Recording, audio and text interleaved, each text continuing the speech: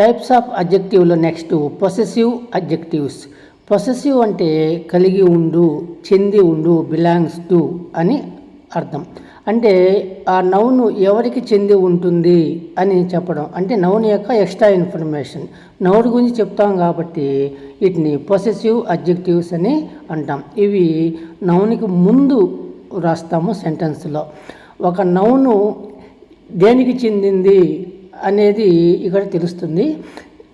అది ఎలా ఉంటాయంటే my, your, our, his, her, its and they. వీటిని పొసెసివ్ అడ్జెక్టివ్స్ అంటాం. ఇక్కడ ఒక తేడా గమనించాలి. వీటిని ప్రొనౌన్లో కూడా ఉపయోగిస్తాము. అంటే నౌన్ ప్లేస్లో, in place of noun, instead of noun, నౌన్కి బదులుగా లేదా ఉపయోగిస్తే వీటిని ప్రొనౌన్స్ అంటాం.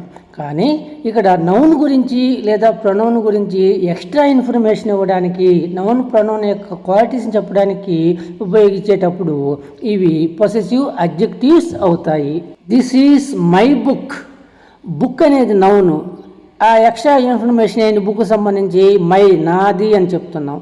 ఇక్కడ మై అనేది బుక్ అనే నౌన్కి పొసెసివ్ అడ్జెక్టివ్ అవుతుంది. Did you take your bag? Bag అనేది నౌన్. ఎవరి బ్యాగ్ అంటే నీ యొక్క బ్యాగ్ అని చెప్తున్నాం కాబట్టి ఇక్కడ యువర్ అనేది possessive adjective. That is our school. School అనేది నౌను. మా స్కూలు, మన స్కూల్ అని చెప్తున్నాం కాబట్టి అవర్ అనేది possessive adjective. His dress is stylish.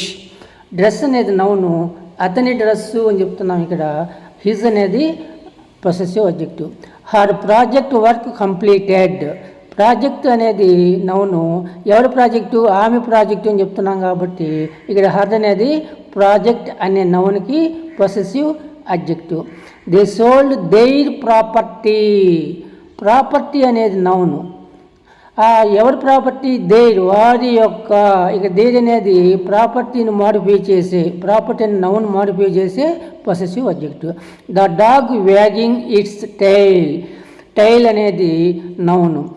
ఇక్కడ ఇట్స్, దాని యొక్క ఇట్స్ అనేది పొసెసివ్ అడ్జెక్టివ్. ఈ విధంగా ఒక నౌన్ని మాడిఫై చేసే, నౌన్కి సంబంధించి ఎక్స్ట్రా ఇన్ఫర్మేషన్ ఇచ్చే ఈ టైప్ వర్డ్స్ని పొసెసివ్ అడ్జెక్టివ్స్ అంటాం.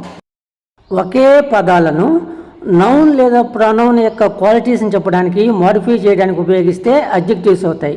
అవే పదాలను నౌన్ ప్లేస్లో, ఇన్స్టెడ్ ఆఫ్ నౌన్, నౌన్కు బదులుగా ఉపయోగిస్తే అవే పదాలు ప్రొనౌన్స్ అవుతాయి. ఈ తేడాను గమనించాలి.